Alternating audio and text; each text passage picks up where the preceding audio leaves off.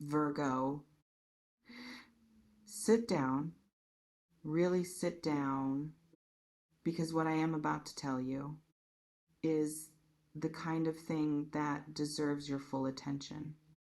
Not half of it, not distracted attention, all of it. Welcome and breathe, because something you stopped believing in is on its way. There is a confession coming, and I want to say that word slowly.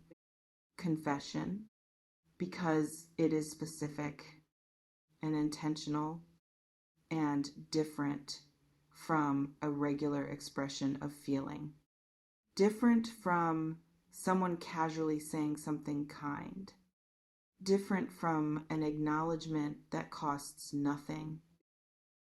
A confession is something that has been held, something that required effort to contain, something that the person saying it has had to actively keep inside for a reason, for a season, for longer than was comfortable, and that is now pressing so hard against the inside of them. That continuing to hold it has become more difficult than the risk of saying it. That is what is coming toward you. Not a casual statement. A confession, the real kind, the kind that costs something to give and means everything because of what it cost. I want to start by acknowledging something about where you are right now before this confession arrives, because context matters. And I want to honor what you have been carrying. You gave up on this at some point, or at least you told yourself you did. You made the decision quietly, perhaps without announcing it to anyone, that this particular thing, this particular confession from this particular person was not coming. And you adjusted yourself accordingly. You reorganized your expectations. You made peace with the silence, or tried to. You told yourself it was fine, that you did not need it, that you were moving forward, that what was not said would simply remain unsaid, and you would build your life around that. But underneath all of that, something never fully believed it.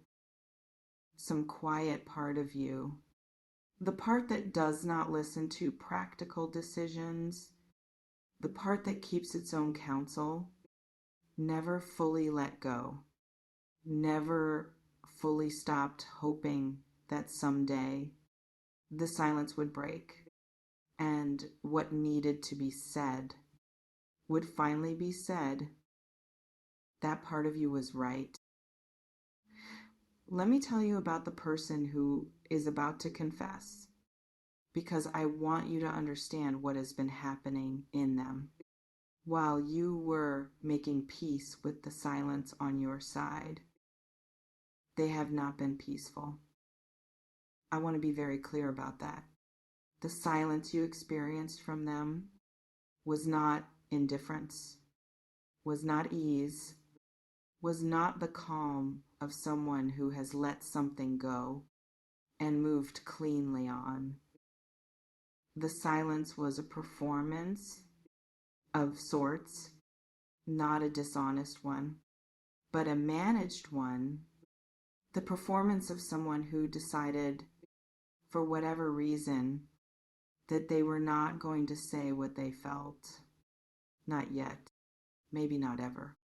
And who has been living with the effort of that decision every single day. And the effort is catching up with them. I want to talk about what has been building in them because it is significant, and understanding it will change how you receive what is coming. There is a moment, a specific kind of moment that happens inside a person when they have been holding something for too long, a moment where the cost of holding exceeds the cost of releasing, where staying silent becomes more painful than the risk of speaking, where the fear of saying the thing becomes smaller than the fear of going to their grave, having never said it. This person has reached that moment, not dramatically, not in a single blinding revelation, but gradually, through an accumulation of moments where they almost said something and stopped, where they picked up their phone and put it down, where they started a message and deleted it, where they imagined the conversation and then talked themselves out of it again and again until this time. Something is different. Something in the calculation has shifted, and the deletion is not happening. The phone is not being put down. The conversation is not being talked out of. This time, they are going through with it. I want to tell you what they are going to say, or as close as I can bring you to it, because I think you deserve to be prepared for the specific weight of it. They are going to tell you what you have meant to them, not in a general way, in the specific way that only comes from someone who has been thinking about you for a long time, turning it over, finding the right language, getting clear on exactly what it is that they have been carrying about you. Specifically, they may tell you that they regret something, a moment, a decision, something they did or failed to do that they have been sitting with in a way that has not gotten lighter, but heavier with time. They may tell you that they have not moved on the way they pretended to, that the version of things they presented to the world was not the version happening inside them, and that the gap between those two versions has become impossible to maintain. They may tell you simply that they think about you more than you know, more than they have let on, more than they know what to do with. And that telling you felt like the only honest thing left. Whatever specific form it takes, the confession will carry the weight of everything that was not said.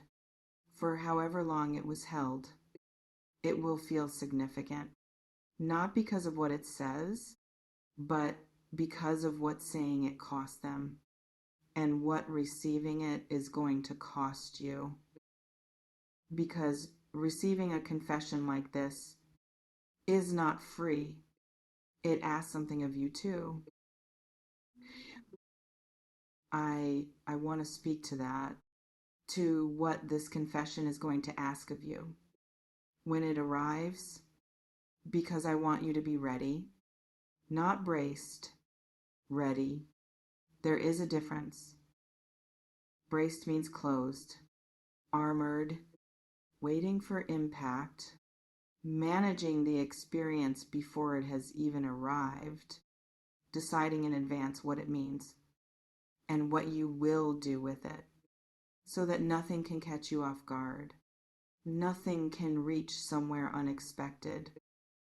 Ready means open, present, grounded in who you are and what you want and what you deserve, without having decided the ending before the conversation has begun. What this confession is asking of you is to be ready, not braced, to actually hear what is said without immediately running it through every filter you have built since the last time something like this arrived and did not deliver what you hoped. To let it land before you decide what to do with it, to feel what it feels like, to have what you thought would never come, actually come. Whew. I want to speak to the part of you that does not quite believe this, that is listening to this message and feeling something that wants to be hope, but is being very carefully managed because hope has burned before and you have learned the hard way what it feels like when something you hoped for does not arrive. I see you managing it. I see the careful way you are listening, not fully in, not fully out, just cautiously present, allowing the possibility while simultaneously protecting yourself from it. I want to say something to that careful part. The hope you are managing right now is not naive. It is not the hope of someone who has not learned anything from their experiences. It is the hope of someone who has learned everything and still, despite all of it, chooses to remain open. That is not weakness. That is one of the most courageous things a human being can do. And it is about to be rewarded. I want to talk about what happens after the confession, because the confession is not the end of the story. It is the beginning of a new chapter, and what that chapter looks like depends entirely on you. You do not owe this person anything. I want to say that clearly. Even if what they say is true, even if it is everything you hoped to hear, even if it arrives with the weight of everything that was unsaid for so long, you do not owe a particular response. You do not owe immediate forgiveness. You do not owe the reopening of something that you closed in order to survive.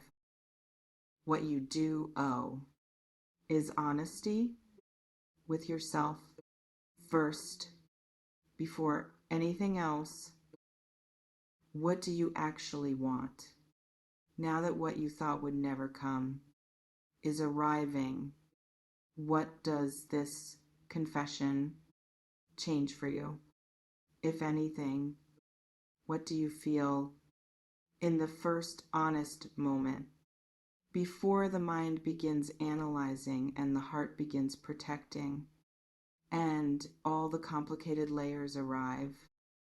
Start there with that first honest feeling and let everything else unfold from it. There is something I want to leave you with before I let you go. Before this message ends and the waiting begins again, although the waiting is almost over, the fact that this confession is coming, that what you thought would never arrive is arriving, says something not just about them, about you. It says that what you carry, what you bring to connections, the specific quality of your presence in someone's life is not easily forgotten, is not easily replaced, is not something that someone can walk away from and then quietly let go of, the way you can let go of something that was ordinary. You are not ordinary to this person. You never were. And the confession that is coming is the evidence of that arriving finally in a form you can hear. Let it tell you something about your own worth, not just about their feelings. about who you are and what you leave behind in the people who are lucky enough to know you. Whew, the confession you thought would never come is on its way. And when it arrives, I want you to receive it fully in the way that it deserves to be received, with all of yourself present, open, honest, not because they deserve your openness, but because you deserve the experience of receiving something real without bracing against it, without managing it into something smaller, without deciding before it lands that you cannot afford to feel it. You can afford to feel it. You have been through enough to handle what is coming and to know exactly what you want to do with it. When it arrives, trust yourself in that moment more than you trust the fear, more than you trust the protection, more than you trust anything. That is not your own deepest knowing. Because your deepest knowing is what has been waiting for this all along.